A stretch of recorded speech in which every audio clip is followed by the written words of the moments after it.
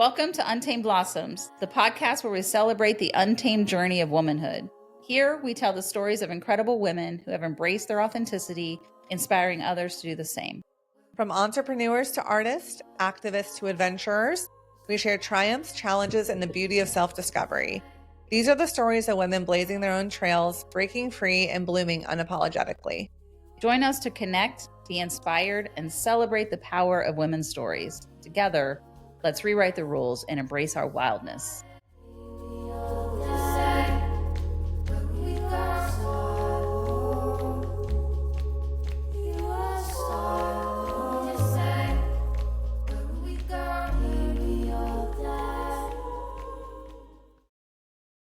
Welcome to Untamed Blossoms. I'm your host, Amanda Riley. And I'm Cristi Riley. Welcome to the show, everybody. I have a little weird little voice thing going on today.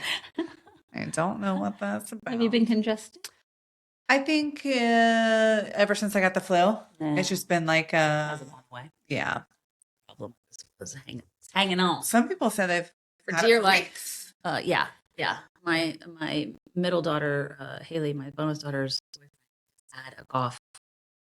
Literally, they can't figure it out for months and months. So yeah, like I keep clearing my throat constantly, which makes it annoying to be around me, even for me.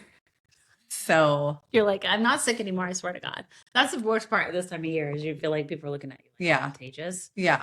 And honestly, I do that to other people because I don't like getting sick, obviously. Right. And when people are sick around me, I'm like, could you just not be out? Why are you trying to get me sick? When it hangs on for 2 months, you could. There's nothing you can do about it. You ain't got to do it. You know what I mean? You got to get up and get out. Interestingly enough, I got a new vehicle this weekend. I know. And it really ties into today's guest, actually. It really does. So I've been a Jeep girly for a long time now. Not just a Jeep. Well, I used to have a Jeep Grand Cherokee. Yes. Big white one. Loved it. Then I was like, too big of a car, really. I want something more sporty, fun. Like I'm on a beach with a kayak, with a rack. So I did just that. Yes. The color of my Jeep was called bikini something. Yeah. I don't know. Bright teal. With an orange stripe down the front, down the hood. Down the hood. It was an Islander. You were there was little tiki men on the seats. Yes. You were very noticeable in town. Everyone was like, I know you're here because I see your Jeep from a mile away. Right. So in true Leo fashion. Love that is a Leo statement. 100%. That vehicle, yeah. Yes. Yeah. And I loved it. And every time I would go to a drive-thru, people would be like, oh my God, I love your car. I love the color of your car. Like, thank you so much. I had all these duckies. I had one that was Taylor Swift. I had a witch one, a one holding a book. Like I really leaned in. Right. So lived, laughed, loved since 2021 with that car. June of 2021 to be specific. And became a realtor. And I started driving all the time. Jeez. And, I get really worried about the environment. I like to thrift things. I like to not waste things. And I'm like, oh my God, I'm putting so much gas in this car. Yeah. So this weekend, I switched to a hybrid. You did. Non-Jeep. And she's cute. Have you named her yet? No, because she hasn't earned it yet. She hasn't earned it yet. That's fair. We'll see what happens. Yeah. Like this is my first full week with it. I didn't drive at all yesterday. So I got it Saturday, went to the gym, ran one errand, went to the post office. That's it. Yeah. So this week will be the trial week. Her name will come to you. It will. Yeah. But that's a big deal in your world financially. That's going to be huge. Financially, a lot of savings, a lot of good for the environment. Good for the environment, the main thing. All the things. Gas it's crazy when you realize how much gas you're putting in your vehicle. And so I just couldn't justify keeping a fun car in lieu of being responsible. Yeah. Plus you're just getting started driving. Yeah. You got the or driving it is. Be living in your car. So totally.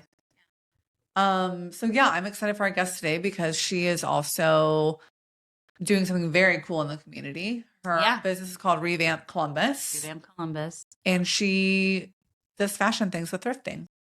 All thrifted, 100% thrifted. So she's a social media person that really, but also a coach, also a stylist, also, will thrift you style wise, the way I understand it from items, which is fantastic. Yeah. I love it. I can't wait. Yeah. It's going to be amazing. Yeah. Into all things, all things, recycled and reused. And, she came up on my feed as we were, our little tellies, all of the things that we say. And she came up on my feed one day after we had a podcast that we had talked about these kind of things and thrifting. It was probably when we were heading into the holidays and talking about not doing big box stores and getting as much stuff as you can thrifted or from local vendors. So yeah, she popped up and I was like, she's so cool. I do think it's the way of fashion moving forward. We have enough clothing on this planet to clothe like the world like 5 times over or something crazy. That stat is wild. Fast fashion, of course, Shein, everything else ruining the environment. Clothes are washing up on shores of other countries. I just feel like this is the way forward, what she's doing and teaching people how to style clothes that are already out there. I noticed that it's very much this way with influencers too, of like, I got this from Amazon, I got this from Amazon. And it's like, you're like, oh yeah, I want that thing. It's going to look exactly like that on me. Usually doesn't. Usually you do not have the same exact body as a person trying to sell you the thing. Right. And then you get it, you don't like it, you try to return it, maybe you forget to return it, it sits in your closet, then you donate it to Goodwill. Right. And there are rinse and repeat. Yeah. Over and over and over and over again. Yeah.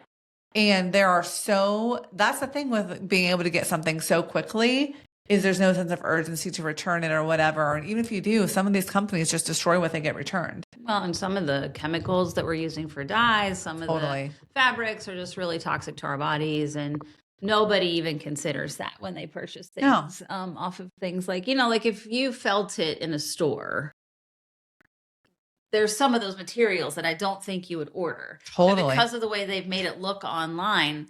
And I know that I've definitely gotten things like this where it looks really luxurious online and you get it. And it's the cheapest thing that you've ever seen.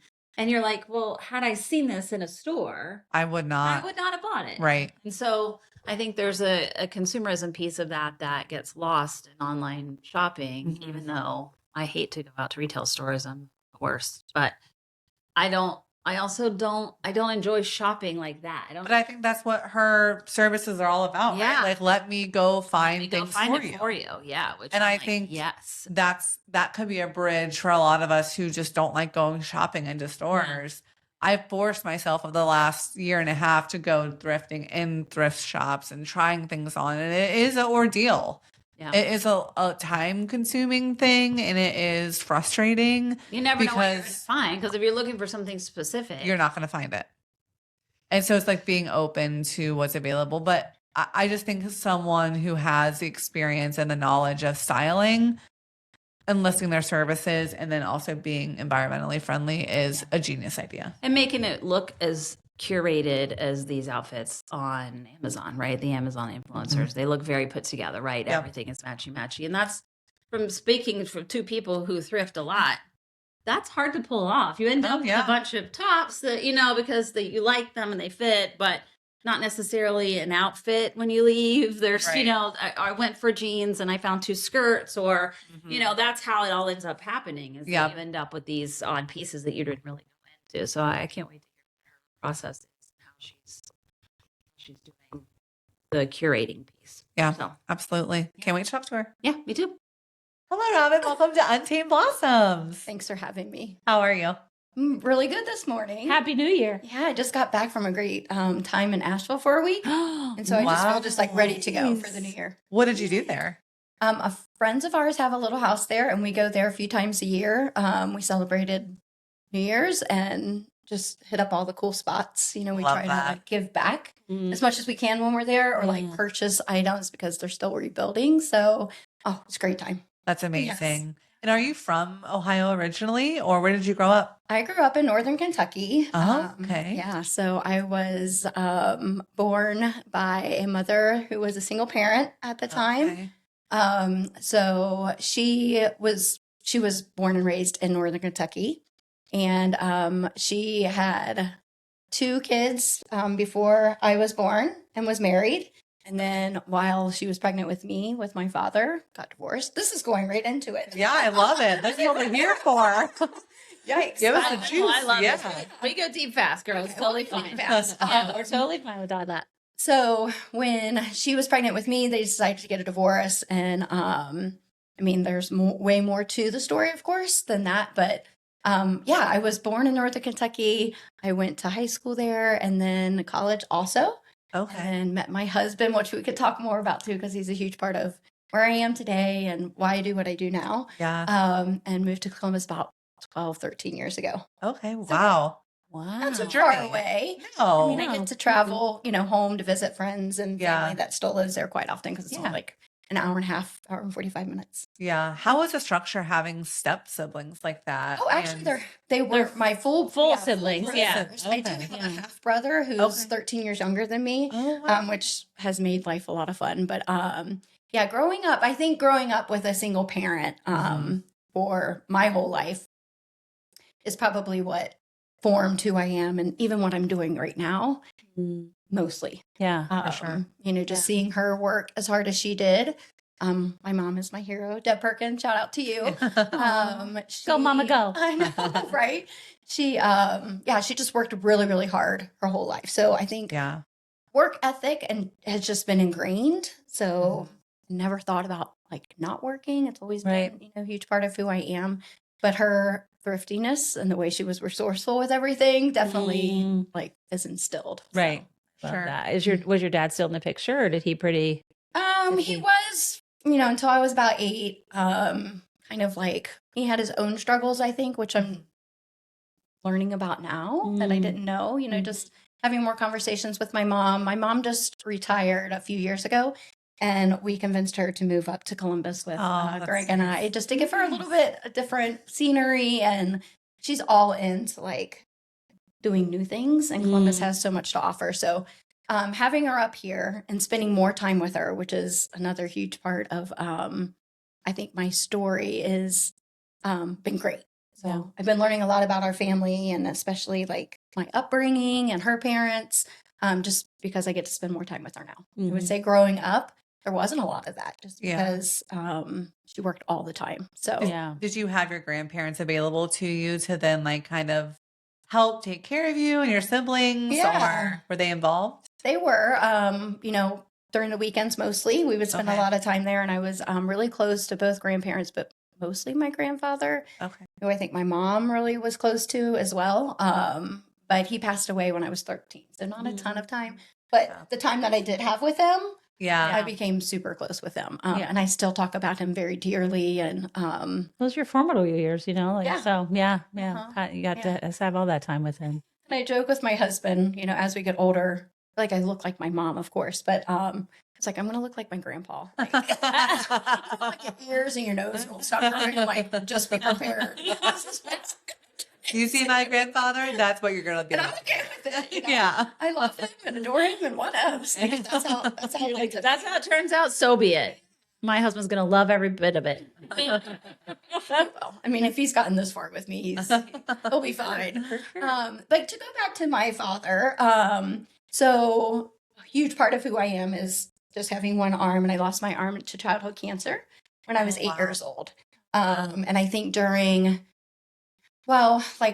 was shared custody, but he was never reliable. He didn't show up. And so my mom just really struggled, like trying to find, care for us when he didn't show up. And I think that kind of like led to I don't know if you would call it abandonment or not. I never felt that way. I don't know if it was because I was so young, but my brothers, I think, definitely were affected by that, my older brothers. But when I got cancer and like the medical bills and stuff started coming in, he pretty much just left the scene. Yeah. So I would say that I did not grow up with a father figure. It was mostly my mom. And during all my treatments, which is another huge story. I had, so my mom worked at Cincinnati Sports Medicine as like an administrator. She was checking people in. And I fell on, this is kind of crazy because it would have been, I'm thinking, if I can do my math correctly, like 38 years ago. It was New Year's Day that I was playing outside with my friends and we were running in between houses and I slipped and I kind of ran into the side of a house like to catch myself. And I hit this side of my, my body, including my arm. And at the moment in my 8-year-old brain, I thought it was broken.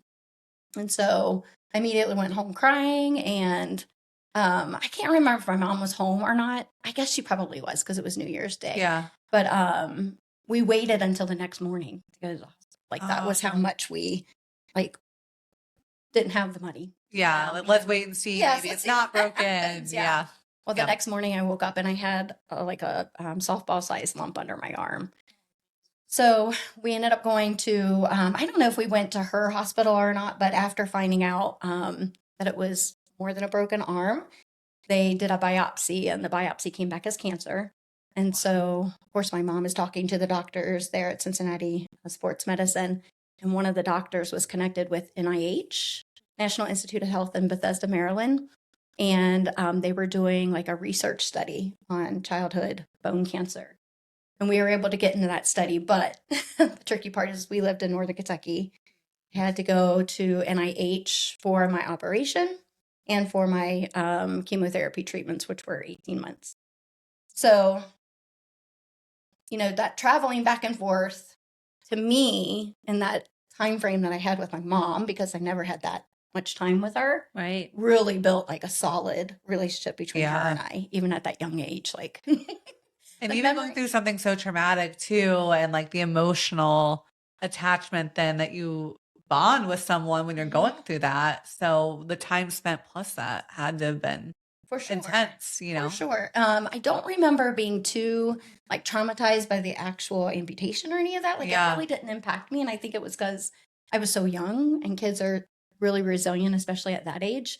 And you probably didn't have a frame of reference, more so the cancer aspect of that. Like you don't know enough yet to know to be scared, You're right. And I think that just having all that time with my mom just made it like not a big deal. Yeah. Because I was getting this extra time. Now, my brothers, on the other hand, suffered a lot. So my dad kind of just goes ghosted. And then, they're left with whomever who could take care of them. Right. Family members, my grandparents for sure. And then my dad did spend a lot of time with them, and come to find out it wasn't a great situation. That little bit of time he was able to spend with them, just trying to, I guess, help out in his eyes. So, not just the abandonment part or the like not being there for my brothers, but also like the financial part of it, because my mom couldn't work.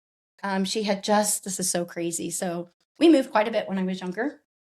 She had just purchased her first house. Like we live in a house that she rented in Erlanger, Kentucky, which I also have to get a shout out to. And then I remember how excited she was. I even had that age, like I think I was 7 probably. She purchased her first house. And then I want to say less than a year later, found out that I had cancer. And so, she had to not travel a ton. And a lot of my treatments and my surgery were paid for because they were part of this research study. But you think about just everything we miss out when it comes to paying for your mortgage and taking care of your kids. We had community involvement, but my mom, because she worked so much, she didn't have like a huge friend community. Right.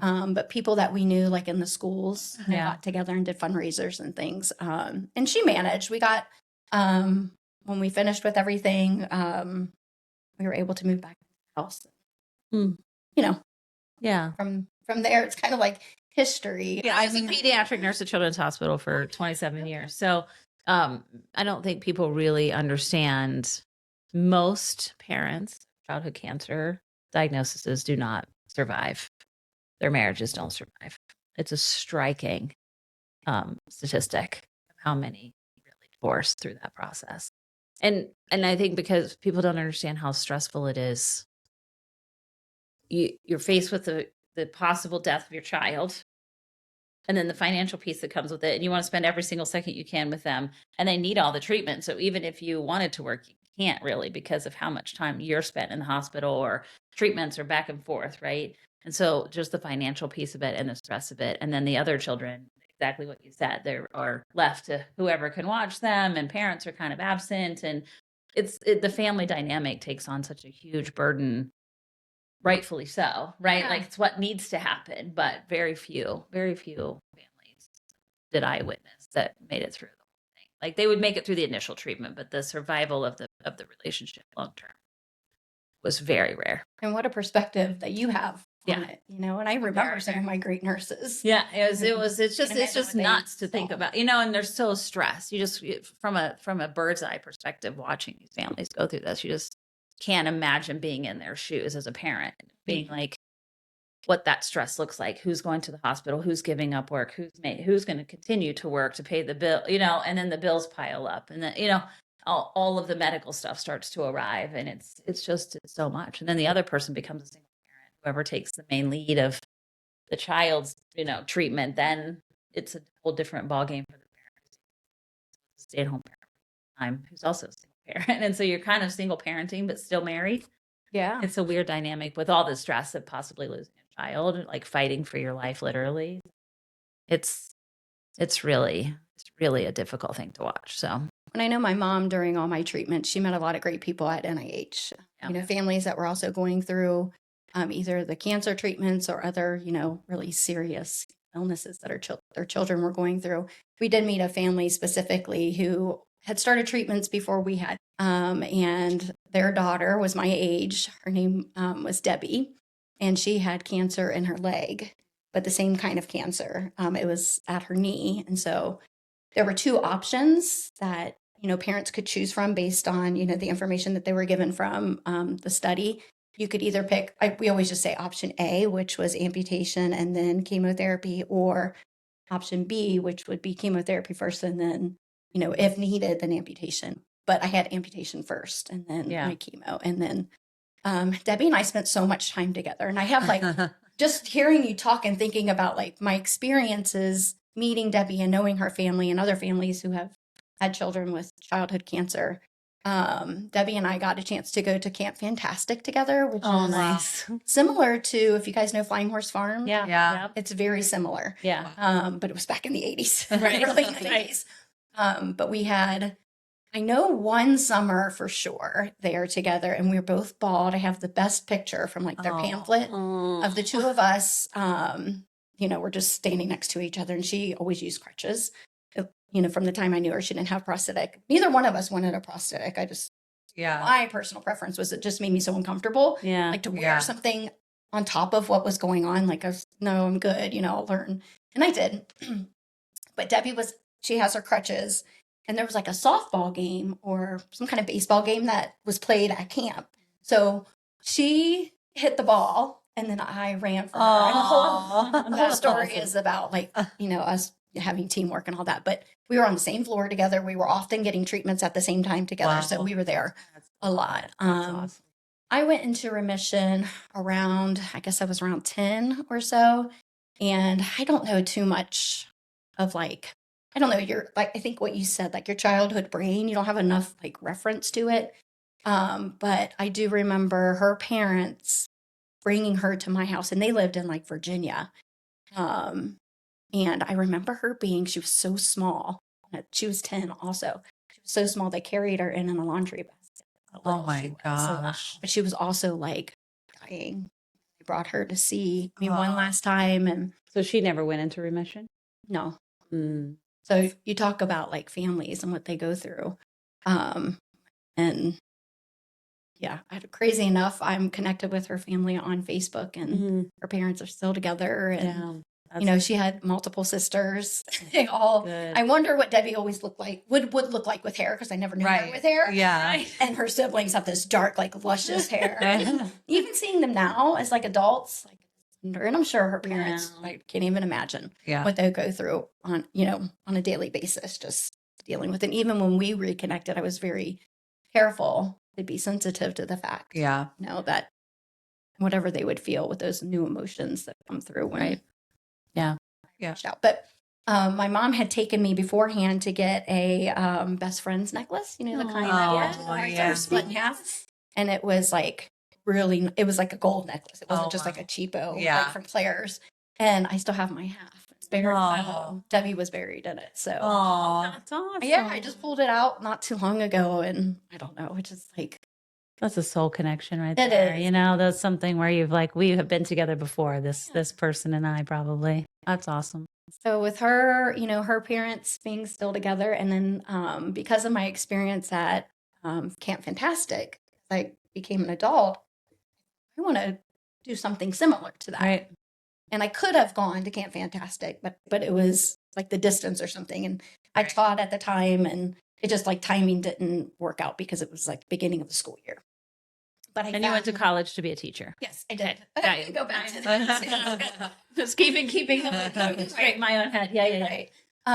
Yeah, we'll go back to that. So I was looking for a place like Camp Fantastic, and I found Flying Horse Farms. That's amazing. And so when I was around 30, I volunteered for, you know, a week or two in the summer, and then went back that next summer and then volunteered a couple more times.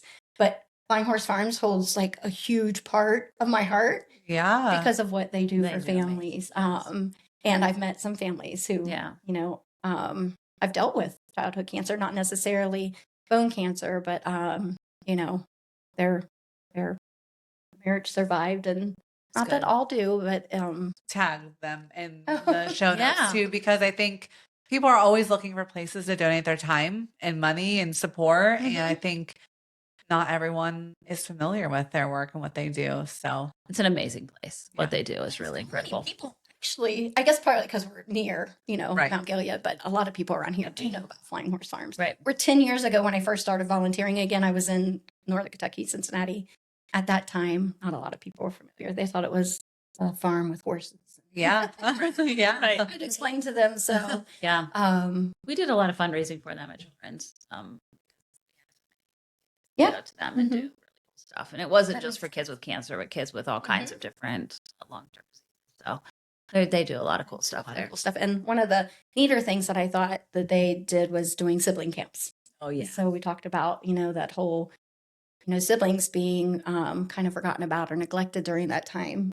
Yeah. So they do a really great job making sure that they include the entire family. Yeah. Yeah. Do you think your time being in the hospital, being around so many other children, like really inspired you to want to become a teacher? Or how did you pick that path? That's a really good question. I've always wanted to be a teacher. I mean, Okay. even at like probably before 8, there was just something in me that knew that that's what I wanted to do. Okay. I did not before 8 did I know that I wanted to work with children. It's just like my disposition and my personality. Like I'm a helper. I love, you know, to do things for others and help people Yeah. learn if I can. It was never a question that that's what I would do. You know, out of high school is go to college. And my brother was the first in my family to graduate college, and I was the second. Oh, wow. So it's cool to be able to, you know, my mom taught us about, you know, working hard and, you know, being responsible for our own future. And, you know, I put myself through college and worked the whole time, and, you know, started teaching right after college at a preschool, because I graduated in December. So I taught in preschool, and then I got a job at that preschool teaching kindergarten. And then living in Northern Kentucky, one of the well-known school districts is Beechwood Independent. Are you familiar in Northern Kentucky? Yeah. She grew up in Kentucky. I Oh didn't my go. gosh. I was Or in West Virginia, West but Virginia. I had family that was down in that area. An ex-husband's family was down in that area, so I'm familiar with that. Okay. Yeah. I just always know you're yonder way. Yeah. You know, you've been yonder Appalachian. way. She just Yeah. like she's down there in the She's hills. down there somewhere. That's what they always think. Down there in the hills. Do you wear shoes? Like Yeah. my husband always makes fun of me. I don't I'm know. like, it's 10 minutes from Cincinnati. Like, not that matters regardless. But I really grew up in Appalachia and rarely wore shoes and rarely wore clothes when I was really young. That's what I hear. Yeah. I was very connected to the earth. spending more time in Asheville, realizing like I think I want to retire in Asheville. Like, Yeah. it seems like a good jam. You Yeah, know, just like it's great. the yards alone aren't immaculate, and I love that.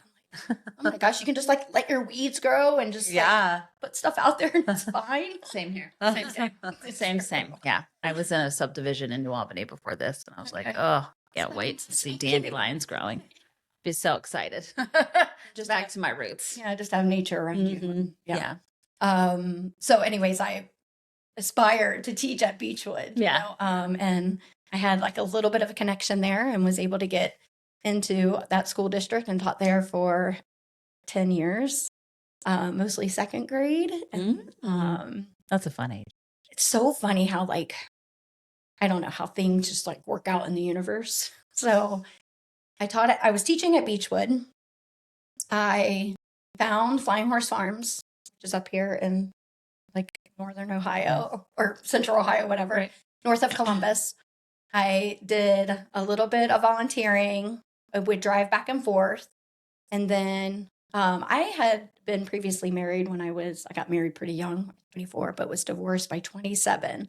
So I spent a few years, single or just like trying out the dating world. Yeah. And then I was just ready for like, a solid relationship again. And so this is like before all of the dating apps. Oh, yeah. Which I couldn't even imagine trying to do all that now. Oh, yeah. But dabbled a little bit in Match, but didn't. Old Match. I know. And eHarmony. Remember those? Oh, yeah, wow. eHarmony. I don't. Yeah. Are either one of them still? I don't know. I doubt it. With the way Yeah. apps are now, I doubt Right. that. I know. I forgot all about Match.com. Okay. Yeah. Well, Wow. then, I remember now. It's coming back Match- to me. yeah, Match.com was, and I was see like if more it's like still up. Tinder. Yeah. Oh, Oh, yeah, totally. yeah, And the yeah. eHarmony was more like Oh yeah. a Bumble or whatever, like the Hinge or whatever, like the serious ones are these days. Yeah. Like Match.com was like and then Plenty of Fish came around. Still up and running. Match.com is alive and well. Wow.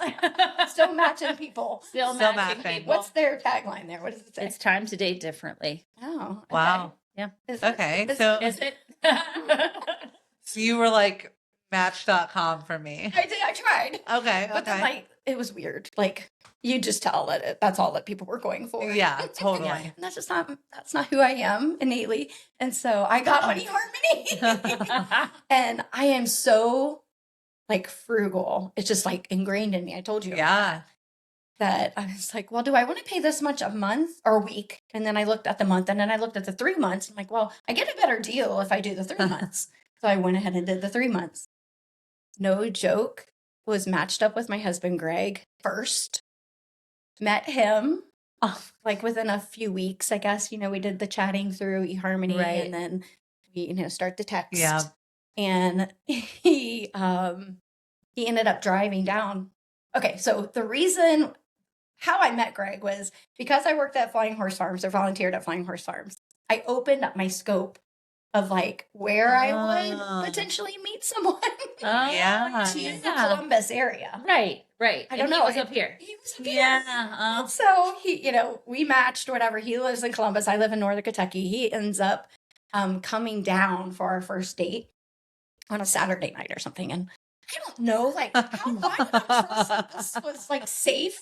I think about that now. I'm like, Because it was like the early 2000s and we were still in the 90s, rose-colored glasses of the internet. yeah, I'm just that type of person anyway. Yeah. So, he came down and it's so funny. Like he just told this story not too long ago. Like the day after, I don't have to go into why it was the day after, but the day after he went straight to his friends from Cincinnati or from Northern Kentucky. Right. We always say Cincinnati just because it's easier. Straight to his friends and told him, she's it. The day after we met, Oh my like physically. gosh. Yeah. So And your first match. yeah, You my could have first really went match. with that week subscription. I told him not to spend. You could have saved some cash money. $250 because I wasted. did it 2 months just sitting there. It was so funny. Exactly. That's exactly what it. That's the first thing I would have. Reimburse if this is going to go. Yeah. Wow. One of the funnier things of meeting online is that, you set up your whole profile. And I didn't necessarily hide that I had one arm, but I didn't like put it out there because I think immediately that turns some people away. Right. Right? You won't even get the chance. I won't even put a picture of my bad side on the internet. You know what I mean? So I get it. I'm like, only this facing, please. So, yeah, totally. Side also side here. So I used like one of my school pictures that was straight on. So if you paid pretty close attention, you should be able to tell. And then some like pictures with family and pictures with friends, whatever. But whenever I do pictures, I do like I always stand on the edge on this side, or I stand in the middle because I don't want it to look like I have no arms, on this side, Yeah. which is a kind of a joke. So I can see why he missed it, right? And so Oh God, he missed it. he missed it. He never mentioned it. Of course, it was on my profile, so I didn't necessarily. Why do you? Either, right? If I was missing a toe, I wouldn't say it. By the way, I think of the change. I was the same as anybody else, so I would have no reason to tell you that I don't have. Right. But I thought it would be appropriate for me to let him know before we met physically that that's the case, right? So, we I chatted. didn't have that conversation. By the way, Notice. I mean, this doesn't happen to me before. You know what I mean? I've never experienced this before. Yeah. And so we chatted a little bit on eHarmony. We chatted a little bit through text. We got along great as far as like our banter goes and just our personalities. And we talked on the phone. And there was one night I realized, okay, we're going to meet. I know we're going to meet. So I'm going to have to tell him some way or another. And so we got off the phone and I said, hey, I have to tell you something. I was like, but I'm going to put it in a riddle.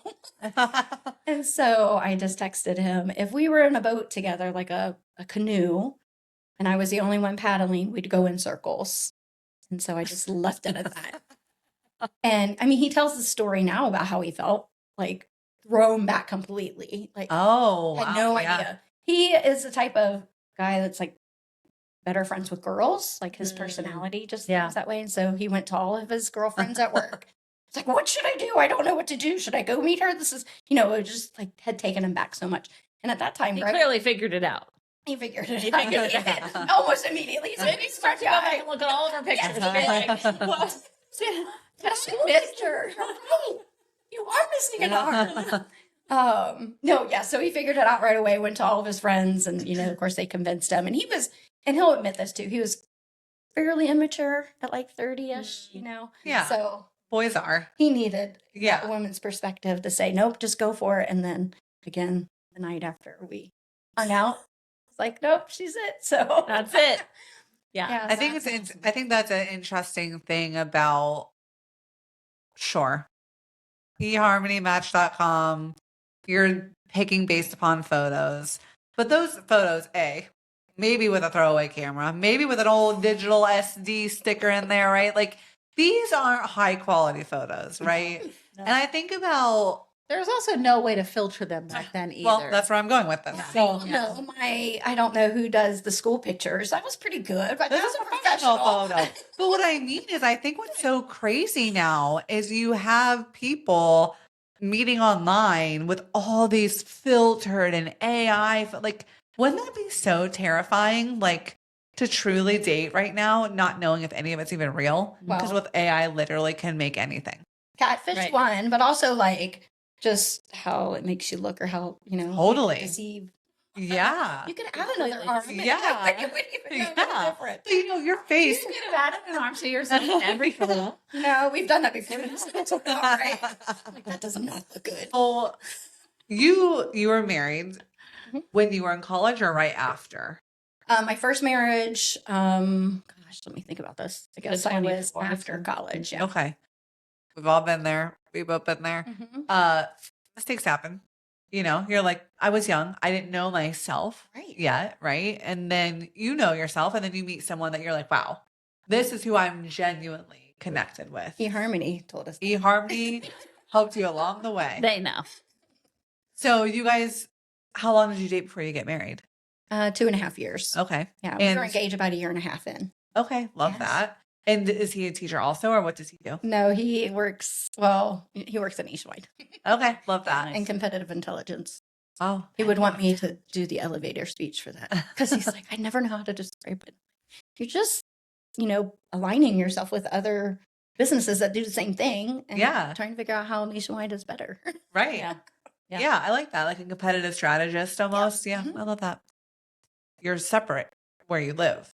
Originally, you decided to come to Columbus for school, or because like you're going to get married, or how did that kind of come about? Okay, so I think so we kind of had the conversation a little bit beforehand. We were both in as far as like getting engaged and all that.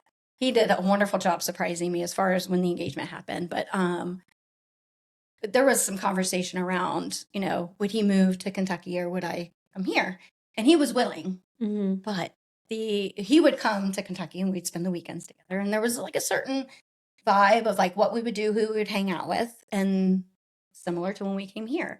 And I think also because I moved so much, like growing up, and even into like my adulthood, I moved a lot. I really enjoy it. Like I love to mix it up, change of scenery, just, I don't know, experiencing different things. And I'm like, I'll totally come to Columbus. Like, no problem. My hardest part was probably leaving my school, like leaving my teaching. But you know, he was like, if you're sacrificing this, then I'll know, you know, moving forward that you've done this, you know, for us. And Revamp comes into play a little bit with that. But I came up to Columbus with my Kentucky teaching degree. So I had to leave my Kentucky retirement. Oh, God. Which was, I still don't really fully understand like what that means right now. But I started teaching, I got a title position in Olentangy at Glen Oak Elementary, which holds a really special place in my heart too. And then I was able to get in a 5th grade position, which I had never taught before. And because I taught like primary, mostly 2nd grade, and taught 5th grade for like 4 to 5 years. And I remember being ready to like be done with it. Like I don't know if I can teach anymore. And then one of my really good friends there was like, you need to go back to 2nd grade. Before you give up completely, just go back to 2nd grade, which I did. Went back to 2nd grade for probably 4 to 5 more years, which was great. Like it was like a restart, you know, to everything, kind of like refresh, and working with the littler ones is my jam. Like just love it so much. That age is so good. And COVID happened, and then I taught from home for a year, which was not a big deal. Like I love that too. Again, I love I love change. Yes, Change it up. I think I would do anything for a year. I told Greg, I was like, I would go to prison for a year just to see what it is. He's like, Robin, it's not going to be like Orange is the New Black. You do know that, right? Yeah, well, I won't know until I find out, will I? So about like living on the beach, or living like in a trailer, or living like any experience I can have. So I don't know. I just thought that, you know, refreshing everything would be the trick. And this is kind of like leading into Revamp. So I hope that's okay. Yeah, totally. Yeah. So after COVID, I got back into the classroom. Things were fine. I don't know if it's because I was just getting older. And it seems like, have you changed careers from nursing? Yeah. So I don't know if you can like relate to like multiple what it feels like continuing a job that takes so much out of you. But I was coming home with nothing. Yeah. Nothing. Zero.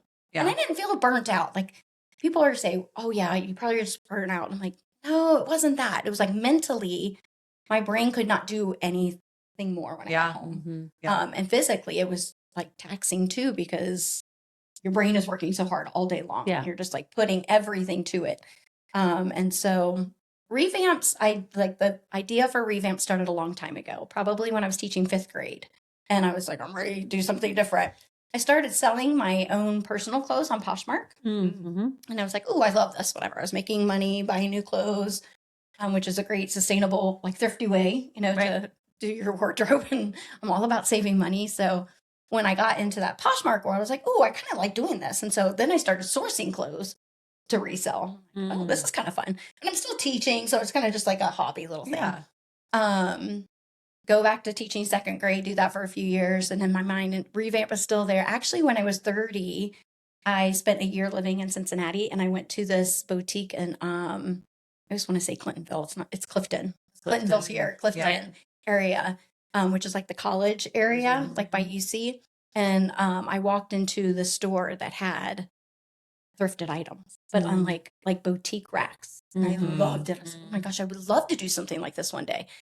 But I was 30. That was a long time ago. But I remember I bought a jacket and I kept it until Revamp really came a thing. I'm like, this is where it all started, I think. And just growing up being, you know, more parsimonious or frugal, like just being resourceful in how you spent your money. So, you know, 2nd grade's going along and I'm coming home exhausted. And in my head, I'm trying to think about like, how do I present this to Greg? He and I took my mom to Asheville one summer. It was like 2.5 years ago. And I mean, in Asheville, you're going to have great beers from the breweries. And we were, you know, getting our juices flowing and came up with 2 wonderful ideas. And I had already been thinking about like doing Revamp full time. So I said, I presented it a little bit. And then we talked about our house sits back on a lot. It's a very long lot. Yeah. And so we have all this space in the front and it's just a driveway. And because we live in between a larger apartment complex and then another rental on the side of us, because of OSU and young professionals, like it's rentals all around us. Totally. One of the residents on our street that own. We have people parking in our driveway all the time. Oh my gosh. Like from the apartment complex, they'll just park in our driveway and like block us in. Like we can't get out. Oh my we have gosh. cops. It's a whole thing on Facebook. Like all our friends are like, how's the driveway? And we're like, all right. So we decided. We're going to install a gate soon is what's happening. Yeah. You got a clicker to get in.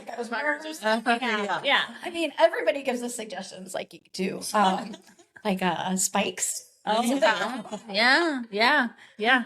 So that was a huge reason why we started talking about this, but also Revamp. But we decided to build a 2-car garage in the front of our property on our driveway space, and above it we decided to do like an ADU or a in-law suite. Right. And so with my mom that day in Asheville, we came up with this idea, and it finally became finished in August of this year. Wow. So we're Airbnb-ing it. It's adorable. But because I'm doing Revamp, also I can host. I can be the host of the Airbnb, and I do all the resetting. And then also I'm able to do Revamp. Yeah. So get into that. What is Revamp and what all do you do? Yeah. With my background. Tell us the pitch you gave the husband.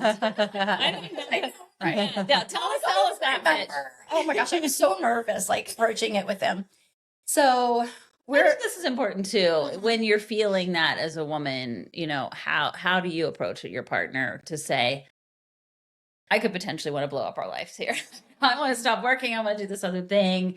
We're a 2-income family. That's a big conversation. It was. Yeah. It was. And it took a lot of courage, I think, for me to be able to even bring it to him. But he would always mention how he didn't like the way that I felt when I came home. Yeah, right. I mean, I don't know what we could have done about it. At that point, when we were talking about it, he would just mention it. I hate that you feel this way when you come home. And how can we change this and this and that? So that aspect of it, I feel was the main driver. Yeah. We had looked into my retirement a little bit because I had some in Kentucky and I had a lot in Ohio. But to be able to retire with full benefits, I would have to work till I was 65. And I'm I cannot do this for another 20 years. I know it.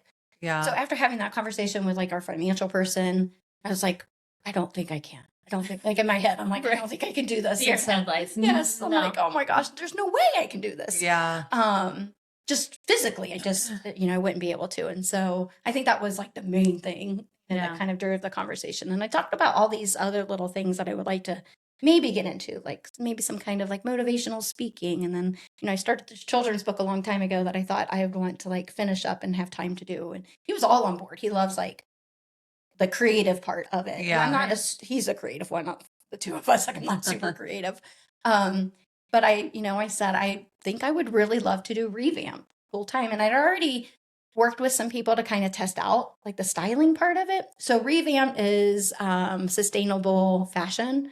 So it's all styling through things that I have thrifted or sourced from thrift stores, consignment shops. And then now working with clients pretty frequently, I am able to get pieces from them too. Yeah. So the quality of the pieces are really great. So you decided, okay, I'm going to get into styling and I'm going to get into sustainable styling.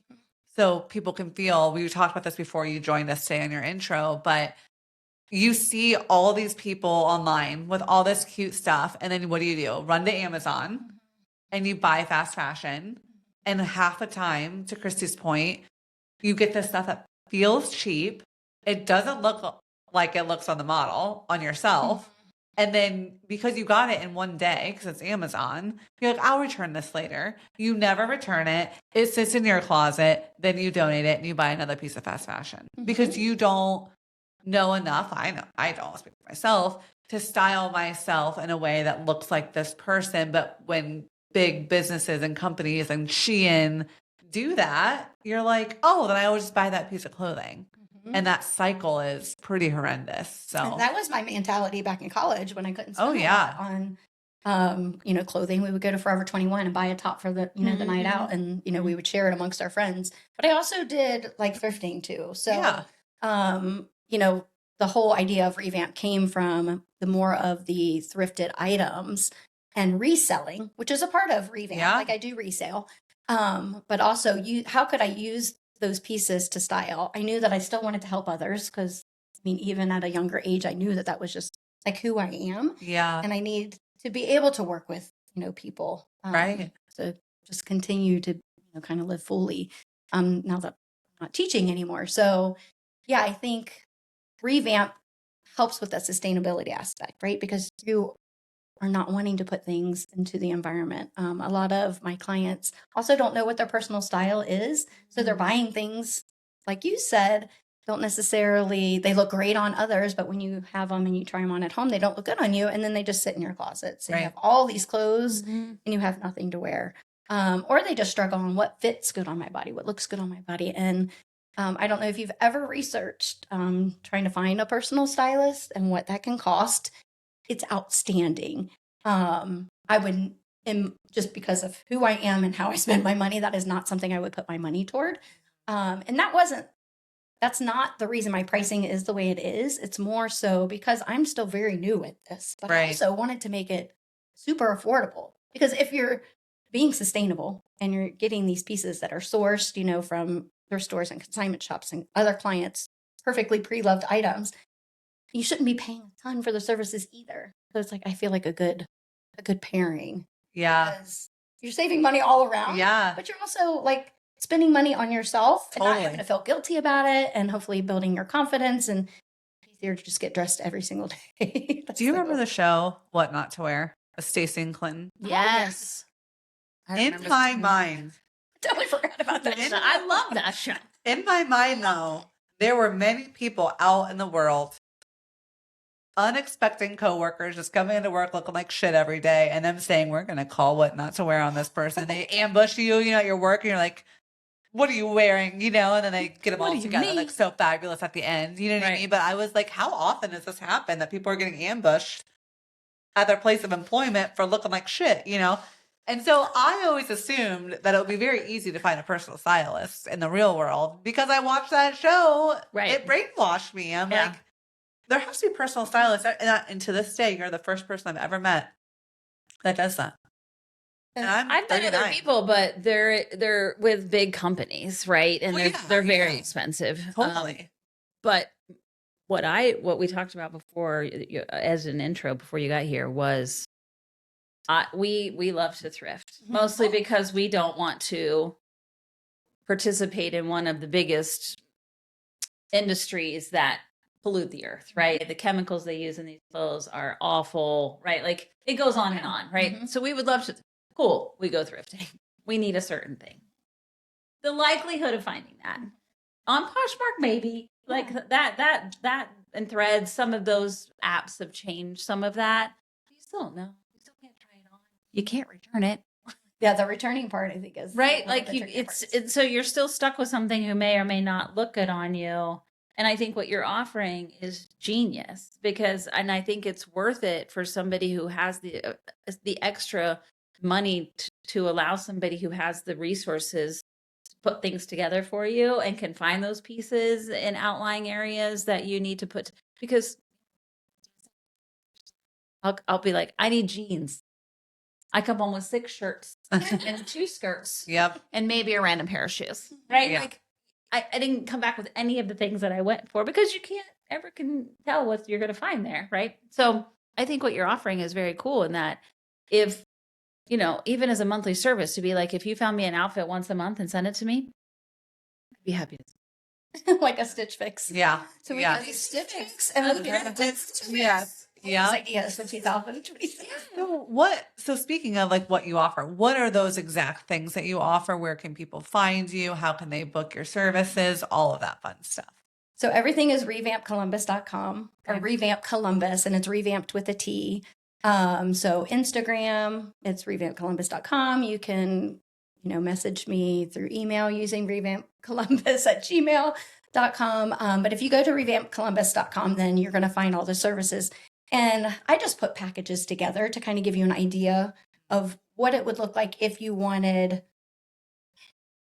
a certain amount of hours doing a certain thing. So let's say you need to start square one, your closet is a wreck.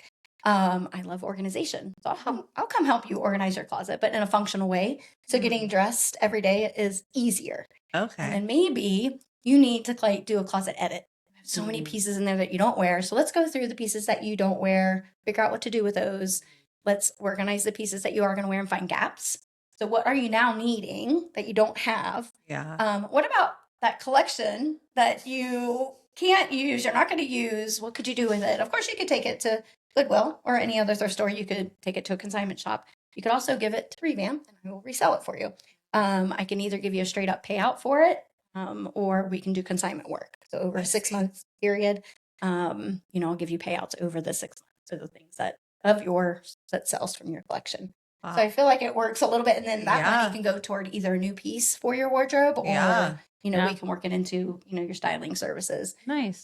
Personal styling is another aspect. The thing about personal styling that I'm learning more about, and I wonder how other stylists really approach this, is that I'm not trying to tell you what you should wear. It's more about like helping you find what you are going to be confident in. So in 2026, I'm launching a personal styling course. Wow. Finding out what your personal style is. That's awesome. It's not just going through an app and, them telling you real quickly what they think your personal style is. It's actually going through the exercises within your own wardrobe to determine what you think your personal style is. And then, beyond that, that way you're not purchasing things that you're never going to wear. Yeah. And then the personal shopping aspect of it too is really a huge part of it, because I love the hunt. And when you go thrifting, it's a hunt, because you're only going to find one of that one item in one size. Yeah. And so, I have particular places I like to go to for that. Where do you ladies? I love Clothing Mentor in Westerville. Okay. Huge shout out to them. They have literally single-handedly made my realtor wardrobe happen, because I switched from working from home, corporate America, to being a realtor. So that was an aggressive shift. And then there's also the Village Market on Hoover, right by the gym. I can't think of that. Is this around here? So you have to spend enough time. Yeah. There's a lot of groups. There's another really great one up in Grandview. A Second Chance. My favorite. Second Chance is on. Chance. Yeah. Then I'm dead. One more time. I go to that one frequently. Yep. The girls turned me on to that when they were living up there. Uptown Cheapskate. If you have not been there, it's very trendy, very cute. It's by Easton. Yeah. They're great. There's so many options. So many options. And then you can go to Goodwill. You can go to Ohio Thrift. There's so many options. So yeah. The encouragement of like teaching people how to shop at those places is another piece that I want to try to make sure that I implement in my styling. The personal styling course is more about just discovering what your personal style is. Right. So like your unique aesthetic. Come away with your measurements, probably, right? All that. So the initial consultation, you get like a 15-minute just phone call with me to see if we'd be a good match, and if, Revamp can help you with, what your needs and goals are. But then that initial consultation is what I call a style profile. And it gives me a really in-depth look at what your needs and goals are. What is your lifestyle? What are things that you currently have in your wardrobe? What are you in search for? What are your likes and dislikes? And then we do measurements. So if you purchase the style profile, then you get to walk away with that, and you always have it with you. If we continue to work together, then we add to that style profile moving forward. So that's awesome. That's fantastic. We all change, like as the seasons come and go, and years come and go, and lifestyles, come and go. So those measurements are always important. I would say do every 6 months, just to make sure you have the right ones. So I love that. We will make sure people can find you in our show notes. We will tag you on all social media, because I just think that this, to your point, is a service that so many people are interested in, but have no idea where to find a personal stylist, or it's way too out of the realm of cost. Like, it's just like, I can't afford this. And then the fact that you're also doing it sustainably is incredible. So thank you for that work. Yeah, thanks. Thanks for having me. Are there any plans on an actual? Would love that so much, but like financially, it doesn't make any sense. I do have a studio space that we put in the 2-car garage I was telling you about. So it's the back space of our garage. It's a really cute little space, has a little dressing room, perfect for, my own personal work, but also to have consults with clients. One day I talked to Chris at one more time. Yeah. I'm like, Chris, if you ever think about retiring, like, please call me first. I don't know if it'll be good timing or not for me, but I would love to. Love that. Because having a shop and providing their services. Could you imagine? That'd be amazing. Yeah, that'd be so cool. So It cool. would be so cool. It would be the right thing. And then Totally. having other stylists work in the shop with you. Right. Whole thing. My personal monthly styles. That would be Great. awesome. Oh, this is, because the people who sign up for that, I think that would be a cool local service, is that if there were people in a consignment shop that knew me and I was paying for that service, that if something came in that was on my list, They called you. it automatically flagged me or called me or said, hey, this is in your size. I just got it. Are you interested? I would, wow. Totally. I feel like Clothes Mentor in it's off of Henderson. Okay, yeah. I feel like they have something on their door or something similar to it. Because I almost talked to Jody, who works there, because I go in there often enough and talk to her. Like, hey, could I be this for you? Yeah. But they already kind of have that going on. So Yeah. it's not, it's Yeah. not out of the realm of what Totally. See that on the Clothes Mentor we go to. Not in the one in Westerville. All No. of them are owned a little By bit differently, I think. Yeah. So they run a tiny bit different Yeah. from each other. So. Yeah. Service. Mostly because I, again, limited time. And if I'm really Totally. looking for something, I would much rather get it thrifted than pay for Yeah. it new. But sometimes you get down to the minute and you're like, well, I have to do this. It looks like I'm buying retailed, or whatever that is, and it would be nice to have that. Well, along with the Discovering Your Personal Style course being offered, a lot of people will come to me and they just want to give me clothes. And I feel really weird about that. I don't know why? Because I'm a business and it just doesn't feel right. I'm not like a donation center. But I thought, how could I make that work for people that want to do it? Or if you were to do consignment work after those 6 months, if there are still pieces of yours that remain, instead of giving them back to you to go donate, how about I continue to resell them and then 10% of that goes to Flying Horse Farms? Love that. So I have a ton of friends that just want to give me clothes. You can now, because 10% of whatever you give me is going to go to Flying Horse Farms. So I love that. one other thing that we're doing in 2026, and then also offering like 4-season package. So like you can pay like a flat amount and get, help throughout all seasons. Love that. That's a great idea. What I found in the styling, at least in my business, is that retaining clients has been hard for me. And so I want to think it's because I made them feel really confident. Yeah, totally. Their personal style, and what they can do on their own, that they don't You need me empower anymore. them to go do it. Yeah. That's what I hope. But the service is good for those who just need like a little like refresher or a little like revitalization to, their wardrobe, especially when it comes to different seasons. So Totally. few things. That's so exciting. And maybe getting on TikTok. I don't know. I also think, and this is, Amanda works with a bunch of realtor ladies who are fabulous and they're shoppers. Okay. So, and one of them has a mother who likes to shop and hates returning. So all of the ladies benefit from her shopping habits and lack of wanting to return them. Right. So many things. The cool thing is that Amanda has shown up in things that I think that she probably would have never bought, never picked up on her own. When they're free 99, honey, that is my style all of a sudden. And then I'm like, oh my God, this is my style. Like when something's free. I'm like, yes, I will take this. It doesn't matter. She shows up in it and I'm like, this is darling on you. And I don't know that. And so I feel like even though you say, I don't want to tell you what to wear, I do think sometimes the appeal of some of these packaged things that show up monthly or bi-monthly or quarterly, whatever you choose, is because they are curated, they are put together. Also things that you may not pick up. Yourself Totally. And put on your body. And then you're suddenly like, oh, and I like it. And I tried those a couple of times. I never had great success with them, but like my proportions, but we all have things, right? We all have things. And so I just don't, and probably because I just didn't work with them long enough to get it right. Like I do think if you're going to work with somebody who's picking out clothes for you, you have to at least agree to stay for a little while to get into it, find out how you can help each other and really what looks good and what you feel good in, and not just 1 month and be like, I'm setting it back and I'm canceling. No, you're right. You're right. And it's not like it's fun work, but it is work. Like, it is work. A lot of energy from you to like think about yourself in that way and put a lot of thought and intention into, why you want to do it in the first place. Totally. And then following through with it too. Absolutely. Yeah. We love to ask all of our guests if you can give us a couple women in your life that have helped shape you, guide you, people that you are inspired by. You may not even know them, but just 3 women that you want to shout out today. Definitely Deb Perkins, always my cheerleader. Just why I do what I'm doing today and what I've done for my whole life is because of her. Yeah. Oh gosh, I have too many. There's too many to choose from. Let's do a quick award show rundown if you would like to. Whatever. You could be like, I'd like to think. And then, Okay. My good friend here in Columbus, Christine Salka.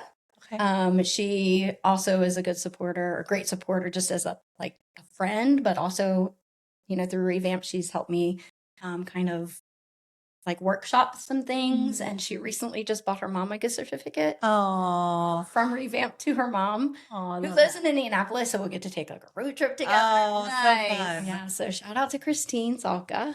And then my hairstylist, Stephanie Michelle.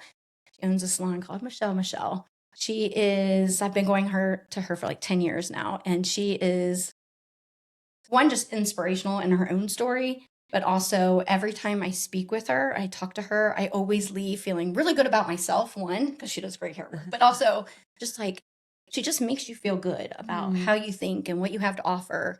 But the conversation, always learning something new from her. She's a business owner. And so, she is very willing during our, hour or so together. She'll share anything that she can with me. And she's just so welcoming that she meets. So, yeah, those 3 wonderful women. women lifting up women. Yep. Love that. Love that. My husband keeps saying, well, what about the book you were starting to write? And what about the motivational speaking aspect? I'm like, well, Greg, I was like, I don't have time for that. I was like, we have Revamp going, we have the Howard Hotel. And I was saying that we endearingly call it the ho-ho. Okay. It has nothing to do with Santa. So it worked out for the holidays. Yeah. But we just talked about who stays, in our Airbnb. And we thought it would be a lot of OSU sports stuff. And it's not. It's a lot of people driving through. Some people do staycations, they'll just come and stay the night because they want to spend time in Grandview area. We've had a lot of families visit for the Children's Hospital and then for the James. So very talking cool. about how when Greg and I first started talking about this, because I've gone through cancer 2 more times since childhood cancer, and I've gotten treatment at the James. They were just great, they identified it, removed it, and that's it. So that's been wonderful. But we've been there during times when families have been there. He's in the waiting room. He's kind of not listening, but you just hear and you kind of see what's going on. And families are stuck there. They travel from who knows where because the James is so known for how great they are when it comes to cancer treatments. We would like to offer a space for families to come stay. And of course, if they're here for a longer period of time, that, we could help them. So That's amazing. we're hoping to make a connection here. At some point, we're trying to get our ducks in a row, so to speak. Yes. Well, we hope that comes to fruition. I think that's a really great goal to have for that space. We would love to offer the that. beautiful thing that full circle. Yeah, right? Full circle. Yeah. You We can could go into that even more. So many Yeah. wonderful things happen to our family because of other people. So That's awesome. That's awesome. Anything else we didn't touch on today that you really wanted to make sure you got out I there? don't think so. You guys have been wonderful. Thanks for making me feel so welcome. Oh my gosh. Well, thank you We for love what coming you're on. doing. Yeah, we're obsessed with what you're doing, honestly. And this is amazing. And as much as we can cheerlead Revamped Columbus, we will do that. Continue following on Instagram. Yes. And if you ever see a course. piece that you want, because I do put everything in the highlights, just let me know. Yeah. I'll make Love sure I that. drive up here. Yeah.